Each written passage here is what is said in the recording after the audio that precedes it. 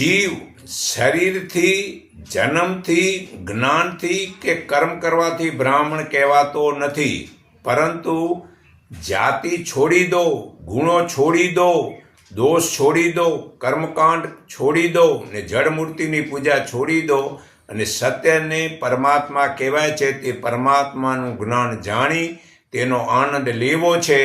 તે પરમાત્મા સર્વે ભૂતોના સર્જનહાર છે.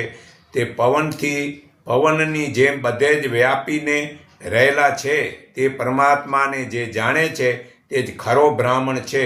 એવો બ્રાહ્મણ કામ ક્રોધ વગેરે વિનાનો અને મન ઇન્દ્રિયો વગેરે કાબૂમાં રાખનારો, તૃષ્ણા આશા મોહ સ્વાર્થ વગેરે વિનાનો અને દંભ અભિમાન વગેરે કરતો નથી.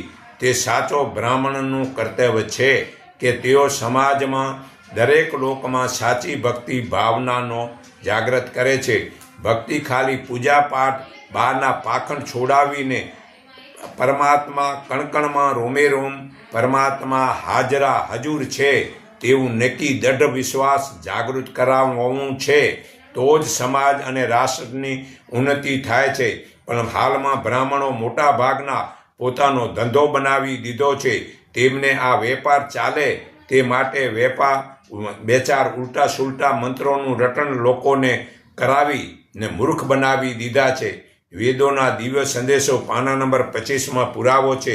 તો ફક્ત પૂજા પાઠના કર્મકાંડના ઢોંગ કરવાથી કોઈને લાભ થતો નથી. આધ્યાત્મિક જ્ઞાનથી લાભ થાય છે.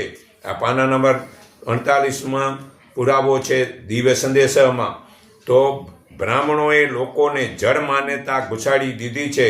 ભગવાનની મૂર્તિની પૂજા કરો, બ્રાહ્મણોને દક્ષિણા દો, અમારી સેવા કરો તો બધી જ ઈચ્છાઓ તમારી પૂરી થશે. તેથી લોકો આળસુ અને કર્મથી વિમુખ બની ગયા છે. પોતાને કાંઈ કરવું નથી અને બીજાને સફળ થવા દેવું નથી.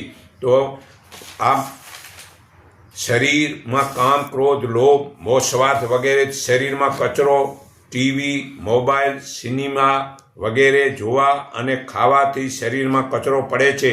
તે સમાધિ વડે બાળવો છે. અને ફરી જો મનુષ્ય થવું હોય તો પથ્થરની મૂર્તિને પૂજવાનું છોડી પોતાના હૃદયમાં આત્માની પૂજાથી પોતાનું કલ્યાણ થાય છે. આ મૈત્રી ઉપનિષદ પાના નંબર 67માં પુરાવો છે.